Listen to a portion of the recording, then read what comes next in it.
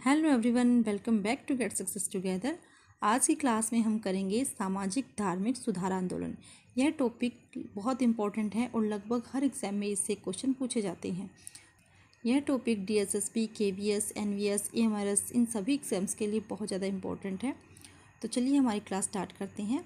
19वीं शताब्दी में भारत एक नवीन चेतना का उदय हुआ। भारत में एक नवीन चेतना का उदय हुआ जिसने पूरे देश के सामाजिक, आर्थिक, धार्मिक एवं राजनीतिक जीवन को अत्यधिक प्रभावित किया। यानी 19वीं शताब्दी में एक जागृति आई थी, एक नवीन चेतना आई थी, जिसकी वजह से पूरे भारत के जो धार्मिक, सामाजिक और राजनीतिक क्षेत्र था वो बहुत ज़्यादा प्रभावित हुआ था। यह नवीन चेतना भारतीय नव जागरण या भारतीय रेनेसां के नाम से जाना जाता है। जो ये नवीन चेतना आई थी, यानी जो जागृति फैली थी, उसको क्या नाम दिया गया था? भारतीय नव जागरण या फिर भारतीय रेनेसां का नाम दिया गया था।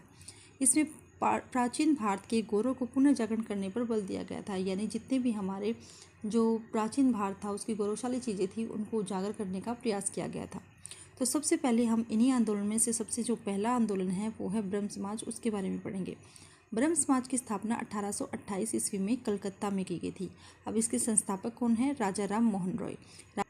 अब इसके उद्देश्य क्या क्या थे? किस वजह से जो ब्रह्म समाज की स्थापना की गई थी? राजा राम मोहन रॉय ने राजा राम मोहन रॉय ने हिंदू समाज में व्याप्त जितनी भी बुराइयां थी, जैसे स्त्री प्रथा, बहुविवाह, वेश्यागमन, जातिवाद, अस्पृश्यता आदि को दूर करने और एकेश्वरवाद का प्रचार करने के लिए इस ब्रह्म समाज की स्थापना की थी। यानी कि राजा राम मोहन राय का मानना था कि भगवान एक ही है। बहुदेववाद के वो बिल्कुल विरोध में थे। इसे अद्वैतवादी हिंदुओं की संस्था भी कहा गया था। ब्रह्म समाज को दूसरा नाम क्या दिया गया था? अद्वैतवादी हिंदुओं की संस्था। इस संस्था द्वारा मूर्ति पूजा, अवतारवाद, बहुदेववाद, पुरोहितवाद आदि का खंडन किया गया था। इसमें अंतरजातीय विवाह व शिक्षा पर बल दिया गया था। तो ये थी ब्रह्म समाज की विशेषताएं। कब स्थापना हुई थी ब्रह्म समाज की? 1828 में। कहाँ पर हुई थी? कलकत्ता के अंदर। और स्थापना कहाँ किसने की थी? राजा राम मोहन रॉय ने। और 4 दिसंबर 1829 को विलियम बेंटिंग की सहायता से राजा राम मोहन राय ने बंगाल में स्त्री प्रथा पर रोक लगाई थी। इसके बाद है आर्य समाज। आर्य समाज में भी एक बहुत बड़ी संस्था है जो आज भी चल रही है। इसने बहुत बड़ा रोल अदा किया था हिंदू धर्म में जितनी भी बुराइयां थी उनको दूर करने के लिए। तो इसकी स्थापना हुई थी 1875 के अंदर। और कहाँ पर हुई थी? मणिक चंद्र वाटिका, मुंबई के अंदर हुई थी। और इसके संस्थापक कौन है? स्वामी दयानंद सरस्वती। अब आर्य समाज को स्थापित करने के उद्देश्य क्या थे? वैदिक धर्म को पुनः शुद्ध रूप से स्थापित करना। यानी जो हमारे जो हिंदू थे वो मुसलमान धर्म में को अपना रहे थे, उनको वापस अपने हिंदू धर्म में लेकर आने का प्रयास किया था आर्य समाज ने। भारत को धार्मिक, राजनीतिक व सामाजिक रूप में एक सूत्र में बांधना।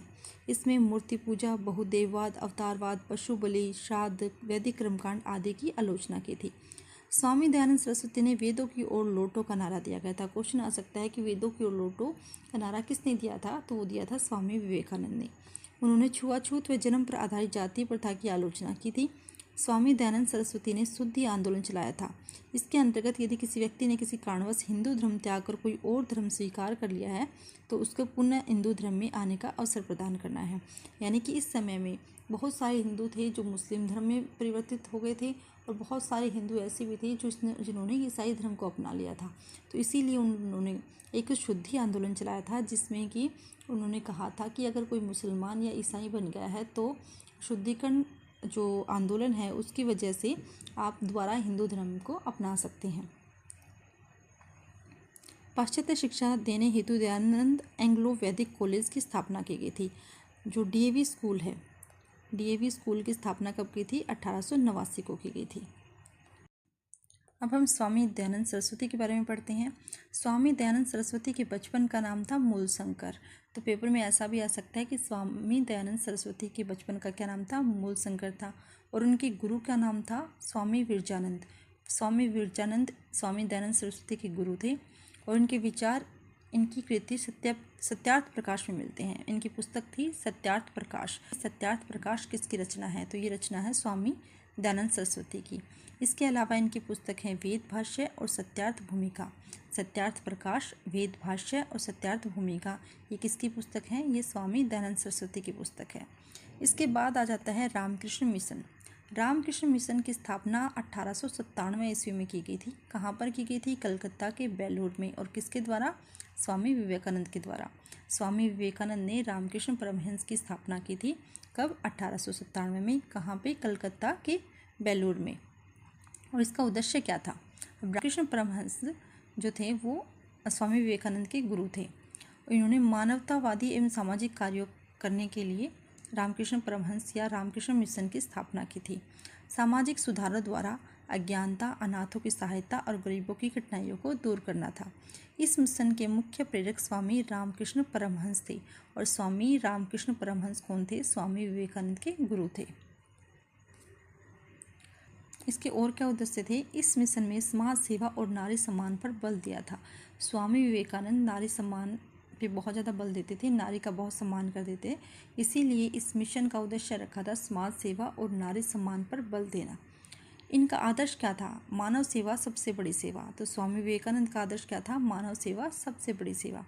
मूर्ति पूजा और बहुदेवताओं का समर्थन करते थे, यानी कि जिसका जिसमें विश्वास है वो उसी अनुसार भगवान की पूजा कर सकता था, वो इसमें समर्थन करते थे। जबकि जो राजा राम मोहन रॉय है और जो स्वामी दयानंद सरस्वती है वो मूर्ति पूजा और बहुदेववाद का समर्थन नहीं करते थे। स्वामी विवेकानंद के बचपन का नाम क्या था? नरेंद्र नाथ दत्त था। पेपर में आ सकता है कि स्वामी विवेकानंद के बचपन का या मूल नाम क्या था? तो नरेंद्र नाथ दत्त था।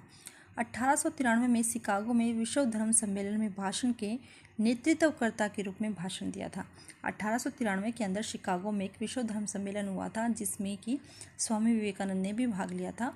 और ये हमारे धर्म की जो गीता की पुस्तक है उसको लेकर वहाँ पर गए थे।